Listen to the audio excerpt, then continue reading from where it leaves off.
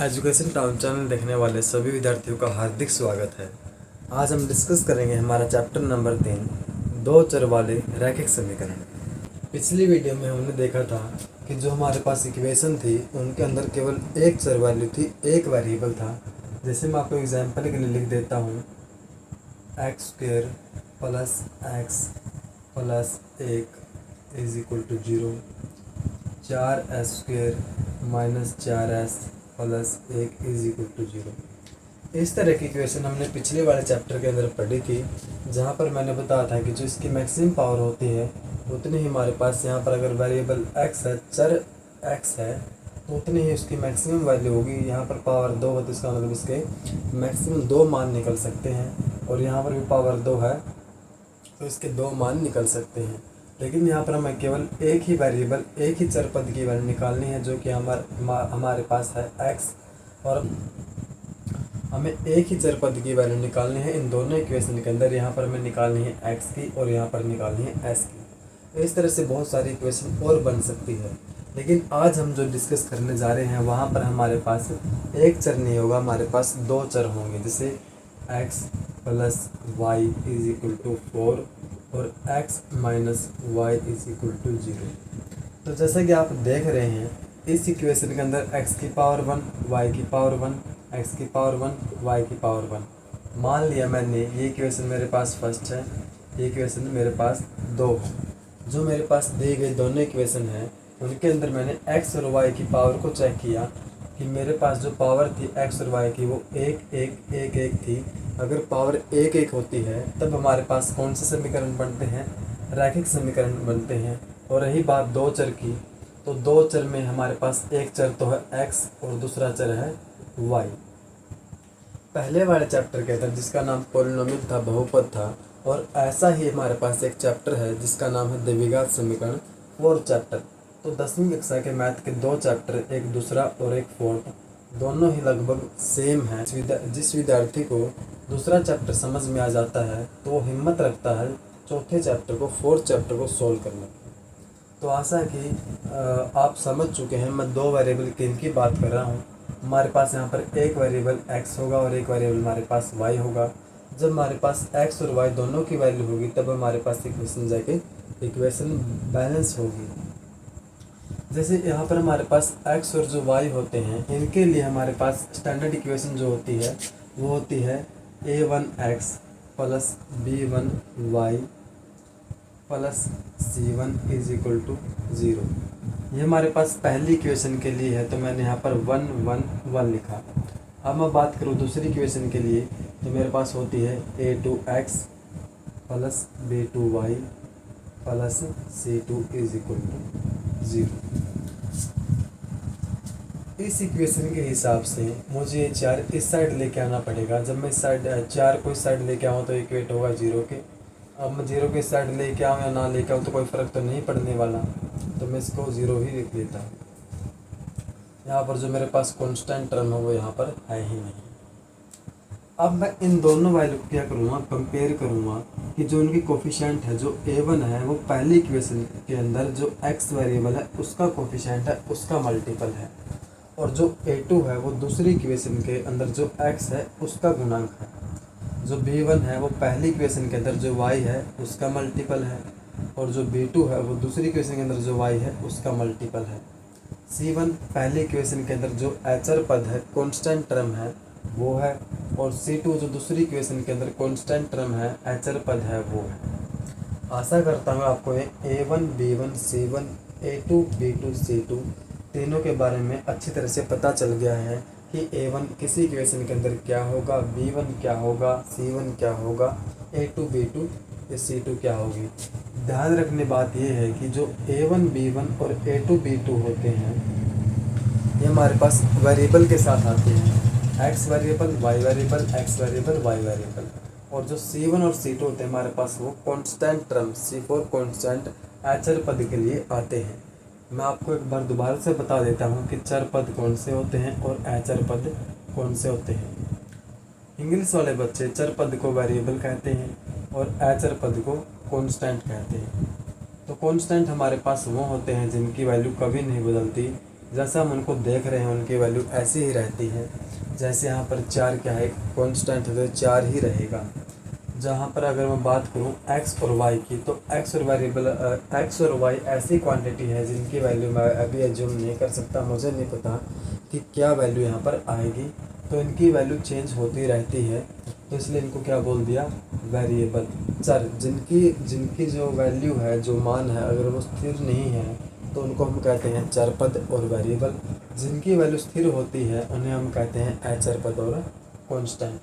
अब मैं आपको बताऊंगा a1x a2x b1y b2y और c1 c2, इनके साथ 3 प्रॉपर्टी जुड़ी हुई है।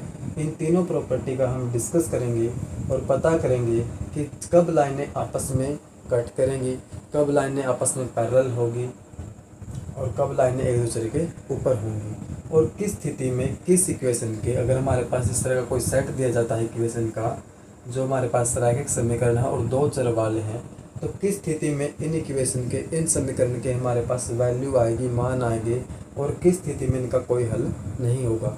चले आइए डिस्कस करते हैं इसके बारे में।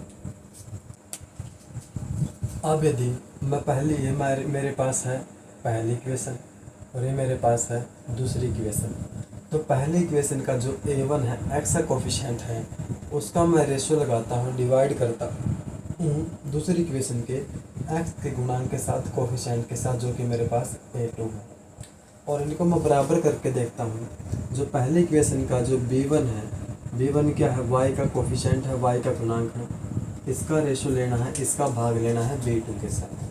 b2 मेरे पास क्या है, दूसरी इक्वेशन के अंदर जो y है उसका कोफिशिएंट है। यदि मेरे पास a1 बटा a2 बराबर है b1 बटा b2 के और बराबर है c1 बटा c2 के, c1 और c2 मेरे पास कैसी टर्म है, कांस्टेंट टर्म है। अगर ये तीनों आपस में बराबर होते हैं, x के कोफिशिएंट का रेशियो, y के कोफिशिएंट का रेशियो और c जो कांस्टेंट टर्म है, उन तीनों का रेशियो यदि हमारे पास बराबर है, तो ऐसी सिचुएशन में हमारे पास अनेक तो हल होंगे।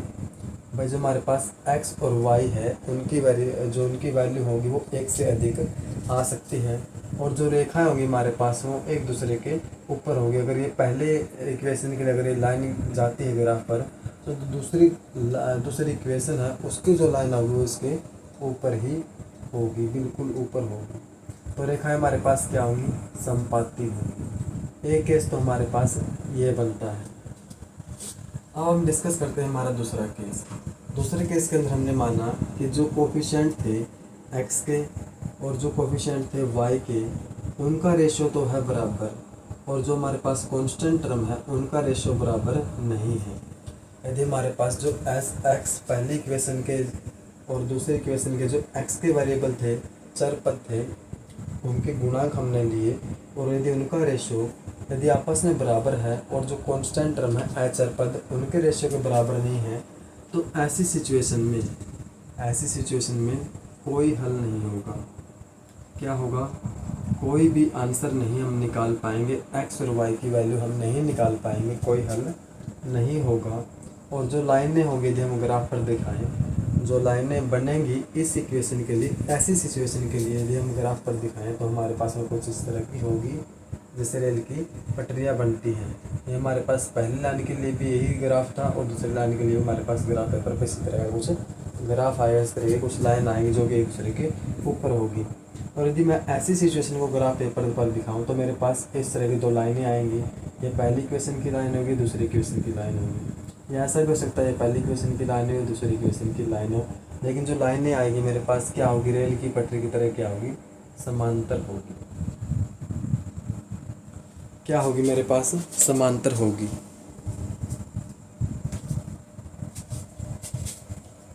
अब बनता है इसके अंदर तीसरा केस।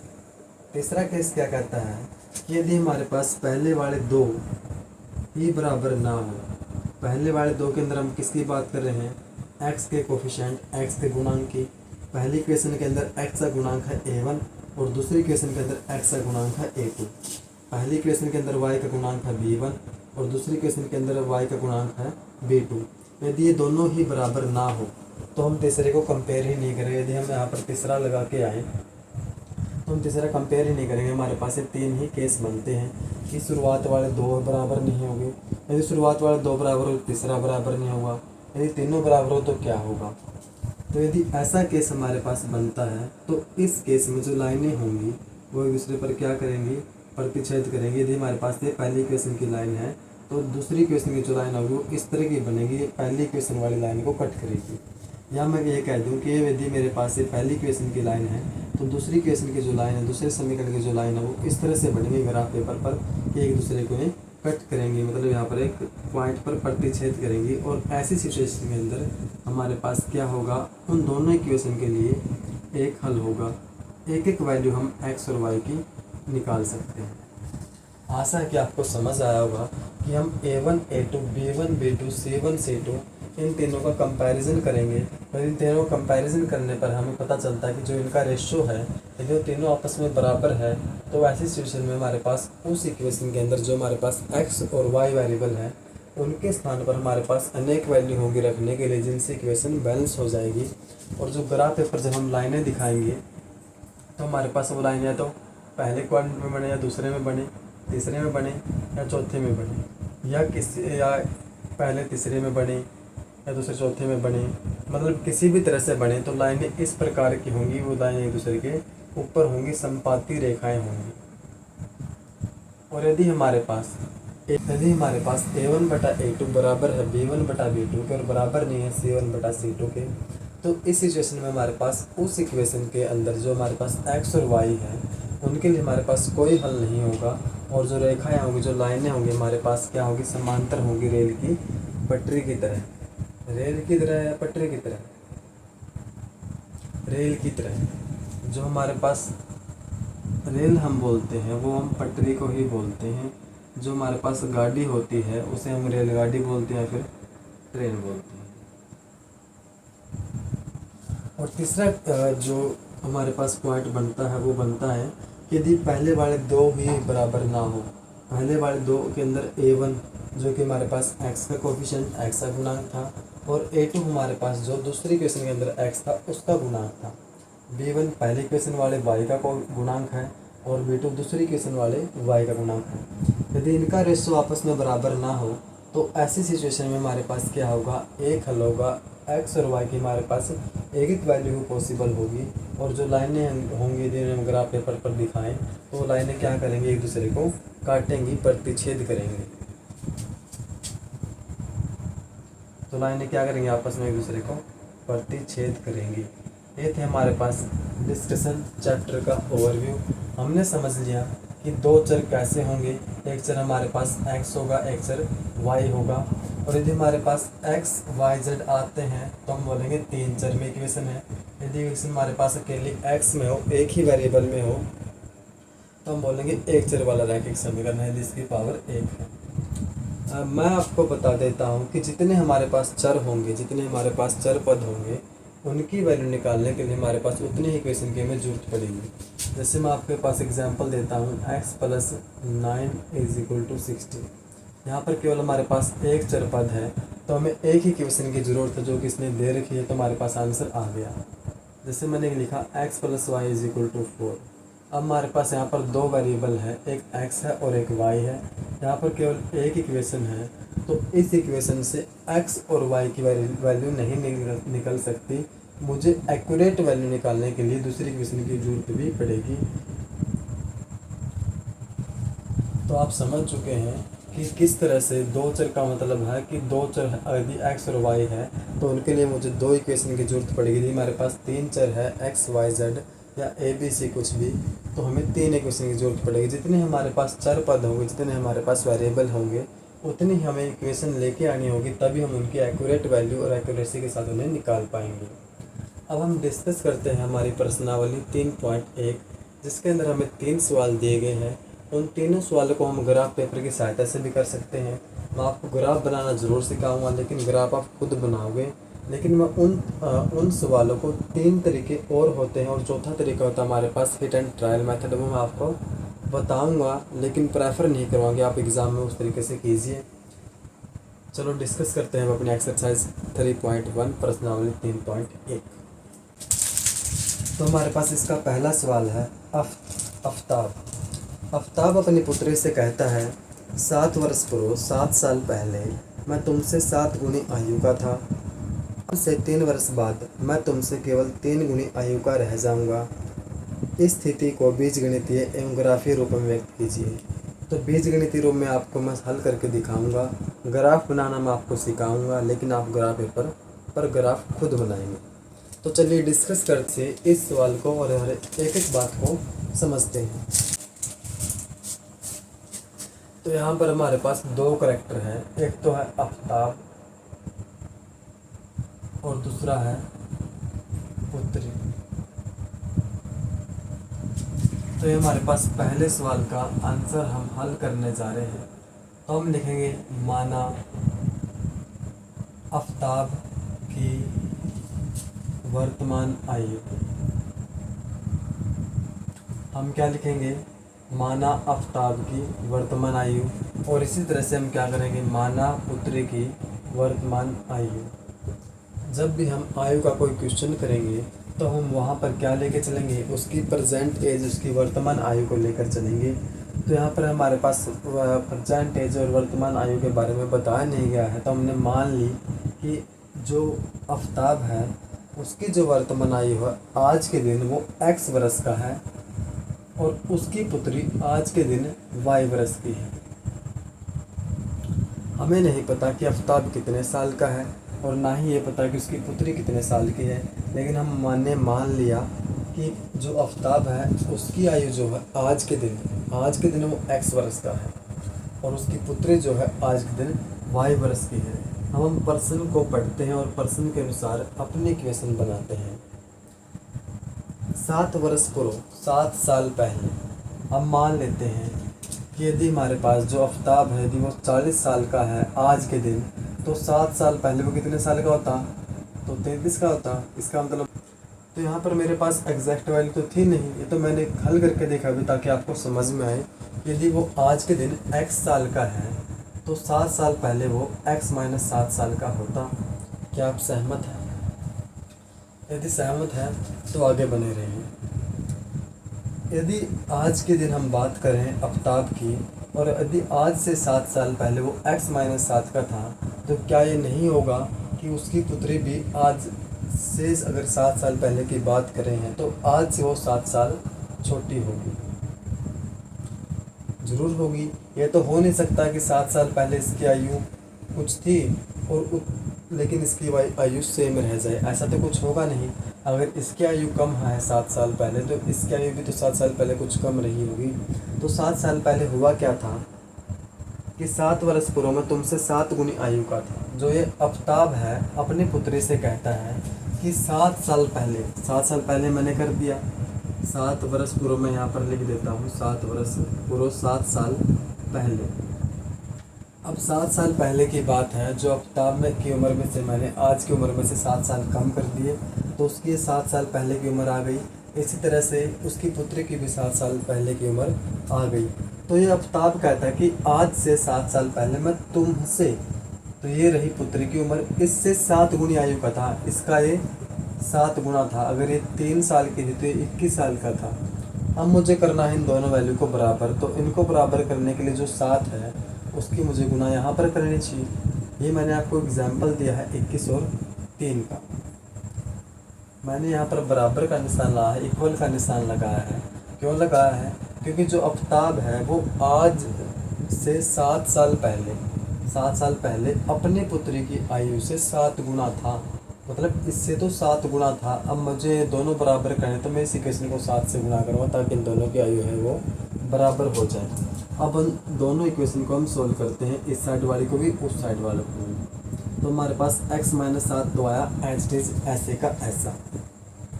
अब अंदर मल्टीप्लाई करते हैं तो हमें मिलता है 7y - का 49। अब y वाली टर्म इस साइड लेके आओ, x - का 7y और ये 7 उस साइड लेके जाओ, माइनस का 49 प्लस में 7। हमारे पास क्या आया, x - का 7y is equal to minus का 14। ये इक्वेशन मैं यहाँ पर लिख देता हूँ, x - का 7y माइनस का 42। ये बना मेरे पास पहला समीकरण। अब प्रश्न को हम दोबारा पढ़ते हैं। उसके अंदर दो कंडीशन थी, जिनके अंदर एक कंडीशन थी 7 साल पहले की और दूसरी कंडीशन है मेरे पास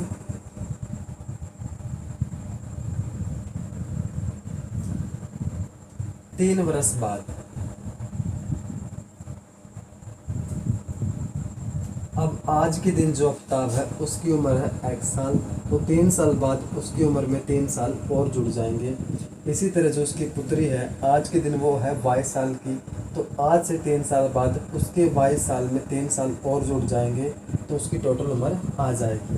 तो ये आफ्ताब कहता है कि आज से 3 साल बाद मैं तुम्हारी उम्र का कितना गुना हो जाऊंगा, 3 गुना हो जाऊंगा। तो 3 गुना अगर ये हो जाता है तो मैंने इन दोनों को बराबर करने के लिए इसको गुना करना पड़ेगा, क्योंकि मेरे पास जो पुत्री है वो छोटी है, क्योंकि इसका तो मल्टीपल है, इसका तो गुना है। तो इसको बराबर करने के लिए मुझे इससे गुना करनी पड़ी। अब मैं इक्वेशन को करता हूँ सोल्व। तो x प्लस 3 मेरे पास ऐसे का ऐसा, अंदर मल्टीप्लाई करी तो मुझे मिला 3y प्लस का 9। आगे सोल्व किया तो y वाली वैल्यू इस साइड ले गया मैं, x माइनस का 3y, यहाँ पर 9 है, ये 3 इस साइड प्लस का, इस साइड गया तो माइनस का, और 9 में से 3 गया तो मेरे पास बचा 6। अब मैं ये इक्वेशन यहाँ पर लिख देता हूँ, x माइनस का 3y बराबर 6।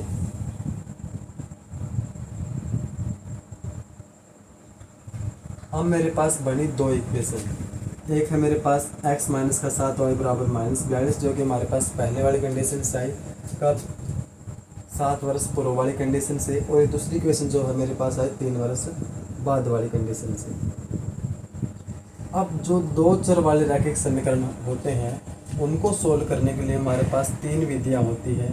पहली होती है हमारे पास प्रतिस्थापन विधि, आगे वाले एक्सरसाइज में आपको सिखाऊंगा, और साथ में एक विधि भी प्रेफर करूँगा, एक तरीका प्रेफर करूँगा कि किस तरीके से आप इन सवालों को इजली और एक्यूरेसी सटीकता के साथ आसानी से कर सकते हैं। दूसरा मेथड होता है हमारे पास विलोपन विधि, और तीसरा होता है हमारे पास वज्र गुणन विधि, क्रॉस मल्टीप्लिकेशन मेथड इसको बोलते हैं। अब हम जो मेथड है विलोपन विधि वाला, इसको यूज करना ज़्यादा बेटर रहेगा। इसके अंदर हम क्या करते हैं, जो दोनों इक्वेशन है उनके अंदर जो वेरिएबल है, यहाँ पर वेरिएबल x है, यहाँ पर वेरिएबल y है, तो हम चेक करते हैं कि क्या कोई वेरिएबल बराबर है। अगर बराबर है तो उससे ही हमारा काम चल जाएगा, और यदि बराबर नहीं है तो हम बराबर करेंगे। इस सवाल के अंदर हमारे पास जो x वेरिएबल है यहाँ पर भी प्लस का है, यहाँ पर भी प्लस का, तो यहाँ पर बराबर है, तो मैं कहूँगा पहली इक्वेशन के अंदर से दूसरी इक्वेशन घटा दो। इससे होगा क्या, यहाँ पर देखो x माइनस का 7 y बराबर है माइनस का 42, और यहाँ पर है x माइनस का 3y बराबर 6। अब घटाने पर निशान होंगे चेंज, ये माइनस का, ये प्लस का, और ये माइनस का, तो ये प्लस का x, ये माइनस का x, ये होगा कैंसिल। अब मेरे पास बचा माइनस का 7y और प्लस का 3y, तो माइनस का 4y और बराबर माइनस का 48, माइनस से माइनस कैंसिल, और 4 से काटेंगे तो 12 पर, तो y की वैल्यू आई 12। ऐसे घटाने पर क्या होगा, मेरे पास एक वेरिएबल ख़त्म हो जाएगा, मेरे पास केवल बचेगा एक वेरिएबल, और एक वेरिएबल का मान निकालने के लिए चाहिए हमें एक इक्वेशन, एक समीकरण, जो कि हमारे पास यहाँ पर बन गया, और हमने एक वेरिएबल की वैल्यू को आसानी से निकाल लिया। अब मेरे पास जो y है उसकी वैल्यू मेरे पास आई 12। अब उस y की वैल्यू को आप इक्वेशन पहले के अंदर रखो या दूसरी के अंदर रखो, कोई फ़र्क नहीं पड़ता, आंसर हमारा सेम आएगा। चलो रखते हैं इसको दूसरी इक्वेशन के अंदर, x माइनस का 3y, y की वैल्यू है 12 बराबर है 6, तो x माइनस का 12 दिया 36 बराबर है 6, x बराबर 6, उस साइड गया तो 36 हुआ प्लस का, क्योंकि मुझे वेरिएबल अलग रखना है। x बराबर होगा 36 और 6 42। तो इसका मतलब ये है कि आज के दिन जो वर्तमान आयु है आफ्ताब की वो 42 वर्ष है, और जो उसकी पुत्री है उसकी वर्तमान आयु आज के दिन 12 वर्ष है।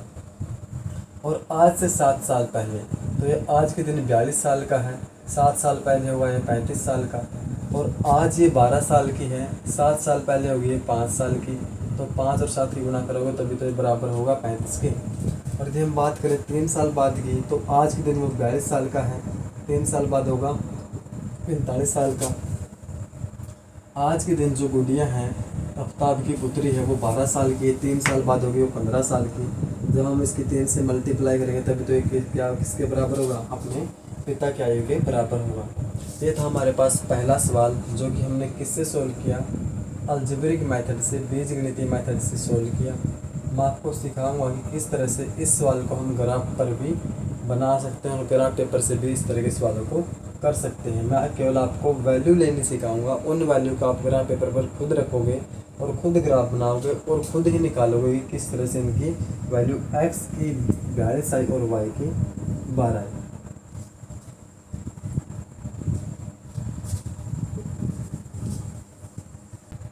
तो ये थे हमारे पास दो इक्वेशन, ये थी हमारे पास पहली वाली इक्वेशन, ये थी हमारे पास दूसरी वाली इक्वेशन। तो सबसे पहले हमारे पास जो x का मल्टीपल होता है पहले वाली इक्वेशन का, उसे हम कहते हैं a1, और जो दूसरी वाली इक्वेशन है उसे हम कहते हैं a2, जो x का गुणांक होगा, मल्टीपल होगा।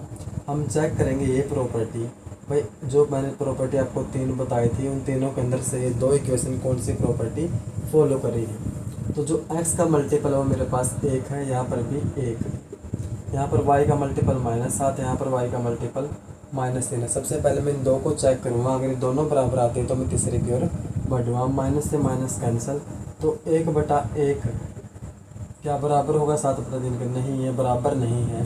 तो इसका मतलब जो ग्राफ की लाइनें बनेंगी पहली और दूसरी इक्वेशन की वो कुछ इस तरह की बनेंगी, और केवल जिस पॉइंट पर वो काटेंगे वहाँ से हमें एक हल मिलेगा, और उस हल को हम दूसरी इक्वेशन के अंदर रख देंगे तो हमें दूसरा हल मिल जाएगा। तो जो रेखाएं होंगी एक बिंदु पर प्रतिच्छेद करेंगी और हमारे पास क्या होगा, केवल एक हल होगा, एक आंसर हमारे पास होगा। तो इस तरह के सवालों को करने के लिए हम ग्राफ बनाते हैं इस तरह से। हम पहली इक्वेशन को पकड़ो, सबसे पहले x और y। सबसे पहले x को पकड़ो, x के स्थान पर रखो 0, x के स्थान पर मैंने 0 रख दिया। अब माइनस से माइनस कैंसिल, और y की वैल्यू आ गई मेरे पास 42/7 करवा, तो y मेरे पास 6। अब y के स्थान पर रखो 0, y के स्थान पर रखो 0, y के स्थान पर 0 रखने पर मेरे पास x की वैल्यू आई -42। आप इजली 0 भी रख सकते हैं, या जो आपकी वैल्यू आप श्रद्धा अनुसार कुछ लेना चाहें, जिसके बाद ये उस साइड घटा के अंदर जाए, या जिसके बाद ये उस साइड जोड़ के अंदर जाए, तो उसके बाद ये इजली इससे डिवाइड हो जाए। आप इस तरह की वैल्यू सोचोगे तो हमारे पास ग्राफ पेपर ज़्यादा बड़ा नहीं बनेगा। अब इस इक्वेशन से हमने दो वैल्यू निकाली, एक बार हमने x को 0 रखा तब हमारे पास y की वैल्यू आई 6, और जब हमने y को 0 रखा तब हमारे पास x की वैल्यू आई -42। तो x -7y बराबर -42। अब पकड़ो दूसरी इक्वेशन। दूसरी इक्वेशन है मेरे पास x - 3y बराबर है 6। तो इसी तरीके से करना है कि सबसे पहले क्या करना है, x को 0 रखो। जब मैंने x को 0 रखा तो मेरे पास आया -3y बराबर 6, और y की वैल्यू आई 6/-3, इसका मतलब -2। और जब मैंने y को 0 रखा तो ये पूरा का पूरा गायब, और x की वैल्यू आई 6। तो आप इन वैल्यू को ग्राफ पेपर पर दर्शाओगे। ग्राफ पेपर पर दर्शाने के बाद आप इन जो हमारे पास पहली इक्वेशन की वैल्यू है आप इनको मिलाओगे, और इनको मिलाओगे तो एक वो पॉइंट पर काटेंगे, उस पॉइंट पे ऐसे मिलाओगे और एक्स एक्सिस और वाई एक्सिस पर उसकी वैल्यू चेक करोगे। वैल्यू चेक करने के बाद आपको आपके पास प्रश्न का आंसर मिल जाएगा। आई होप आपको ये समझ में आया होगा। अब हम डिस्कस करेंगे इसके दूसरे सवाल को, और मैं बाकी सारे सवाल केवल बीजगणितीय तरीके से, अलजेब्रिक तरीके से आपको समझाऊंगा। अगर आप खुद बना के देख सकते हैं इस तरीके से। दूसरा सवाल है मेरे पास, क्रिकेट टीम के कोच ने ₹3,900 में 3 बल्ले और 6 गेंदें खरीदी। 3 बल्ले खरीदे और 6 गेंदें खरीदी, और इन दोनों को खरीद के जब वो लाया तो इन दोनों को मिला के उसके कितने रुपए खर्च हो गए। अब वो खरीद के लाया है, इनको भी खरीद के लेके आया, इनको भी खरीद के लेके आया, और दोनों को मिला के उसने 3,900 रुपये पे किए। दूसरी बार वो एक बल्ला लेके आया, दूसरी बार वो एक बल्ला लेके आया और 3 गेंदें, तो एक बल्ला लेके आया और 3 गेंदें लेके आया, और अब की बार वो दे के आया है 1,300 रुपये। तो हमें ये बताना है कि एक बल्ले का और एक गेंदे का जो प्राइस था, मूल्य था, कीमत थी, वो क्या थी। सबसे पहले किसका जिक्र है, बल्ले का। तो माना एक बल्ले का जो प्राइस है वो x रुपये है। जो x रुपये मैंने प्राइस माना है, किसका माना, एक बल्ले का माना। और इसी तरह से मान लिया जो एक गेंद है उसका प्राइस मैंने मान लिया y रुपये है। आप एग्ज़ाम हॉल में जाओगे, आंसर शीट पर लिखोगे माना एक बल्ले का मूल्य x रुपये और एक गेंद का मूल्य y रुपये। अब वो एक बल्ले का जो मूल्य है वो x रुपये है, वो 3 बल्ले लेके आया तो मूल्य होगा 3x। जैसे मैं आपको कहता हूँ कि एक बल्ले का मूल्य 40 रुपये है। अब मैंने कहा कि आप मुझे 3 बल्ले दे दो, तो 3 बल्ले कितने के हो गए, 3 गुना 40 के। तो इसी तरह से यदि एक बल्ले का मूल्य x रुपये है तो 3 बल्ले का मूल्य क्या होगा, 3x रुपये होगा। और यदि एक गेंद का मूल्य y रुपये है तो 6 गेंद का मूल्य ज़्यादा होगा, ज़्यादा के लिए हम करते हैं गुना 6y होगा। तो इसका मतलब पहली जो इक्वेशन है वो ये कहती है कि 3 बल्ले और 6 गेंदों का जो मूल्य है वो कितना है, 39 रुपये। इसी प्रकार एक बल्ले का, अब यहाँ पर बल्ला ही एक है तो मैंने एक बल्ले का जो मूल्य है वो x रुपये माना है। और ये इक्वेशन मैं रुपये के अंदर बना रहा हूँ क्योंकि यहाँ पर मुझे रुपये दिए गए हैं। ये भी रुपये आ गए टोटल बल्ले के, ये टोटल रुपये आ गए गेंद के, और ये रुपये प्लस ये रुपये, टोटल रुपये। इसी प्रकार एक बल्ले का रुपये और 3 गेंदों का रुपये। अब एक गेंद आती है y रुपये की, 3 गेंदें ज़्यादा रुपये की आएगी, और ज़्यादा के लिए हम करते हैं मल्टीप्लाई। तो x + 3y = 13। तो ये मेरे पास होगी दूसरी इक्वेशन। मैंने आपको एक मेथड प्रेफर किया कि हम सारे के सारे सवाल करेंगे विलोपन विधि से, जो कि ईजी भी है और एक्यूरेसी भी आती है इसके अंदर। इसके अलावा हमारे पास 2 विधियाँ और हैं। एक हमारे पास प्रतिस्थापन विधि और दूसरी हमारे पास वज्र गुणन विधि। एक तरीका और होता है, कई बार हमारे पास इक्वेशन कुछ इस तरह की होती है कि हम हिट एंड ट्रायल मेथड से उन इक्वेशन को इजीली गैस कर लेते हैं कि इसके अंदर जो हमारे पास x और y होगा उनकी वैल्यू क्या आएगी। अब विलोपन विधि के अंदर हमें क्या करना होता है, हमें वेरिएबल चेक करने होते हैं। जो x के वेरिएबल है यहाँ पर 3 है, यहाँ पर कुछ नहीं है। y वाले जो टर्म है वो 6y है, यहाँ पर 3y है। तो हम क्या करेंगे, तो हम x वाले वेरिएबल बराबर कर लेंगे या फिर y वाले बराबर कर लेंगे, और फिर पहले इक्वेशन में से दूसरी इक्वेशन घटा देंगे, दूसरी इक्वेशन में से पहले घटा देंगे, ताकि उनके अंदर से एक वेरिएबल समाप्त हो जाए, एलिमिनेट हो जाए। एलिमिनेशन मेथड भी इसे कहते हैं। तो मैं क्या करता हूँ, दूसरी इक्वेशन को अगर 3 से गुणा करूँगा तो मेरे पास यहाँ पर 3x हो जाएगा, और 3x यहाँ पर हो जाएगा तो मैं उसके अंदर से पहले इक्वेशन घटा दूंगा। तो पहले इक्वेशन घटा दूँ तो मेरे पास ये वैल्यू चली जाएगी, जो मेरे पास वैल्यू बचेगी y के अंदर और यहाँ पर बचेगी। तो दूसरी इक्वेशन को करो 3 से गुणा, तो ये है पहले करो x से गुणा, तो 3x प्लस, अब 3 की मल्टीप्लाई करो, 3 तिया 9y बराबर, अब इस 1300 की मल्टीप्लाई करो 3 के साथ, तो 13 तिया 39 और डबल 0। अब पहली इक्वेशन माइनस करो, पहली इक्वेशन है 3x + 6y बराबर है 3900, माइनस माइनस माइनस माइनस करने पर ये तो गया पूरा का पूरा, और 9 में से 6 गया तो 3y बराबर, यहाँ पर बचा मेरे पास 0, और y बराबर मेरे पास आ 0/3, और 0/3 क्या होता है 0। इसका मतलब जो गेंद है उसका प्राइस मेरे पास यहाँ पर निकल के आया 0। अब गेंद के प्राइस को, जो गेंद का प्राइस मेरे पास y था, y की जो वैल्यू आई मेरे पास 0 आई, उसको पहली इक्वेशन के अंदर रखो या दूसरी इक्वेशन के अंदर रखो, कोई मायने नहीं रखता। चलो हम पहली इक्वेशन के अंदर रखते हैं, तो 3x + 6y।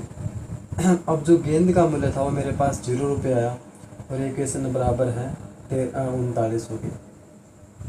तो 3x + 6 0 ही होता है 3900। अब इस 0 से कोई फ़र्क नहीं पड़ने वाला, इसको कर देते हैं 7। अब जो मेरे पास x है, जो एक बल्ला था, वो कितने रुपए का आया होगा 3900। अभी 3 मल्टीप्लाई के अंदर था, उस साइड गया तो डिवाइड के अंदर, 3 से काटेंगे तो 3 एकम 3, 3 तिया 9, 0 0। तो x जो बल्ला था मेरे पास वो कितने रुपए का आया, 1300 रुपये आया, और जो गेंद है वो मेरे पास बिल्कुल बल्लों के साथ फ्री आई है।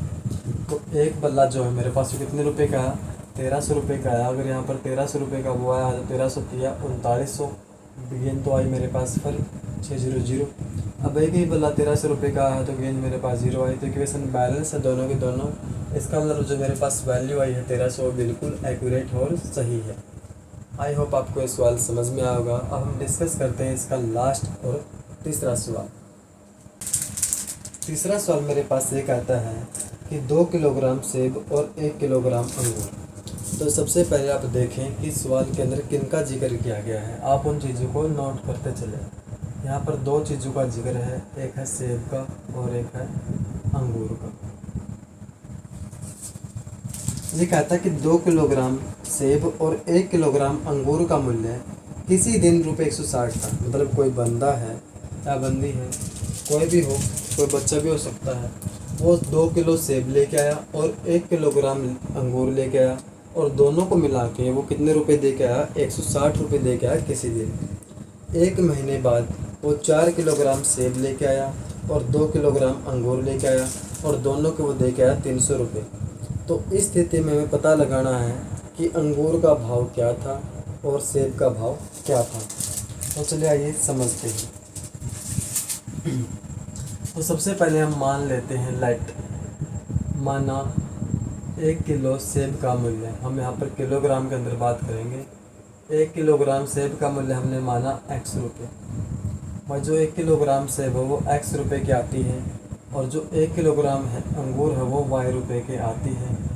अब हम सिचुएशन के अकॉर्डिंग या पर्सन के अकॉर्डिंग टू क्वेश्चन यदि हम बात करें तो पहले दिन जो भी लेके आया, सेब लेके आया, अंगूर लेके आया, वो 2 किलो सेब लेके आया था। अब 1 किलो सेब जो है वो x रुपये की आती है, तो 2 किलो सेब कितने रुपए की आई? 2x रुपये की आई। जैसे मैंने कह दिया भाई जो सेब है वो 40 रुपये किलो है, तो आप लेके आओ 2 किलो सेब। तो 2 किलो सेब कितने रुपए की हुई? 2 गुना 40 की, मतलब 80 रुपये की। आप बीच वाली बातों पर भी ध्यान दिया करो, इससे आपको कैलकुलेशन में और समझने में बहुत हेल्प मिलेगी। अब 1 किलो सेब का मूल्य मैंने माना था x रुपये। अब वो सेब लेके आया है 2 किलो, तो 2 किलो सेब का मूल्य हो गया 2x रुपये। अब वो साथ में अंगूर भी लेके आया है और दोनों को मिला के कितने रुपए दे के आया? 160 रुपये दे के आया है। अब 1 किलोग्राम अंगूर का मूल्य मैंने माना है y रुपये और वो अंगूर कितने लेके आया है? वो 1 किलोग्राम अंगूर ही लेके आया है पहले सिचुएशन के अकॉर्डिंग। यदि हम बात करें दूसरी सिचुएशन की, 4 महीने बाद वो क्या लेके आया? 4 किलो सेब लेके आया। अब 1 किलो सेब आती है x रुपये की और 4 किलो सेब आई 4x रुपये की, मतलब 4 गुना x की। और 1 किलोग्राम अंगूर आते हैं y रुपये के और 2 किलोग्राम अंगूर आए 2y रुपये के। और अब वो पे करके आया है टोटल कितने रुपए? 300 रुपये। अब वो टोटल पे करके आया है 300 रुपये, वो पे करके आया है। तो एलिमिनेशन मेथड से करेंगे। हमने सबसे पहले x वाले को चेक किया, यहाँ पर 2x है, यहाँ पर 4x है। तो अगर मैं पहली इक्वेशन को 2 से गुणा करूँ, 2 दूनी 4, उसके बाद मैं पहली इक्वेशन में से दूसरी घटाऊँ तो बात बन जाएगी। और यदि मैं पहली इक्वेशन को 2 से गुणा करूँ और दूसरी इक्वेशन में से घटा दूँ या पहली वाली इक्वेशन में से दूसरी को घटा दूँ, तब y वाला एलिमिनेट हो जाएगा, उससे भी बात बन जाएगी। तो चलिए करते हैं। दूसरी इक्वेशन में से मैं घटाऊँगा पहली इक्वेशन को 2 से गुणा करके। तो पहली इक्वेशन लिखो, पहली इक्वेशन है 2x वाली।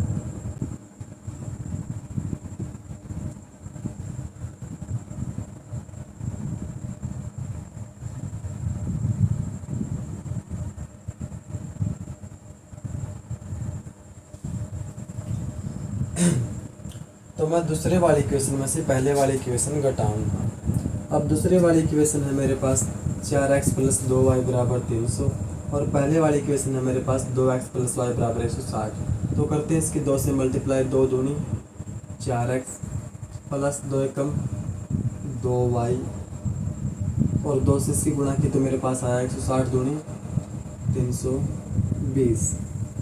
घटाने पर माइनस माइनस, यहाँ पर माइनस, ये कैंसिल और यहाँ पर बचा मेरे पास माइनस का 20। इसका मतलब मेरे पास क्या हुआ? मुझे यदि कंपेयर करना पड़े इन दोनों फैक्टर को, अब देखो यहाँ पर ये तो दोनों कैंसिल हो गई। इसका मतलब ये दोनों तो बराबर थे। जो a1 बटा a2 था वो बराबर था B1/B2 के और बराबर नहीं है C1/C2 के। तो मैंने आपको प्रॉपर्टी के अंदर पढ़ा था कि यदि ऐसी तरह की कोई सिचुएशन बनती है, अब शुरू वाले दो फैक्टर तो डिलीट हो गए, एलिमिनेट हो गए, इसका मतलब वो दोनों बराबर थे, उनका रेशियो बराबर था, तभी वो एलिमिनेट हो गए। अब तीसरे वाला फैक्टर इनके बराबर नहीं है, तो इस सिचुएशन के अंदर हमारे पास क्या होगा, कोई हल नहीं होगा। क्या होगा, कोई हल नहीं होगा। और सवाल के अकॉर्डिंग हमें केवल इनको बीजगणितीय रूप में लिखना है। तो इनका बीजगणितीय रूप हमने अलजेब्रिक इक्वेशन हमने लिख दी है, जो कि मेरे पास है 2x + y = 160 और दूसरी है मेरे पास 4x + 2y = 300।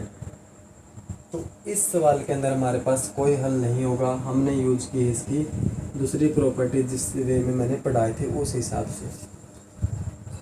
आई होप आपको ये समझ में आया होगा।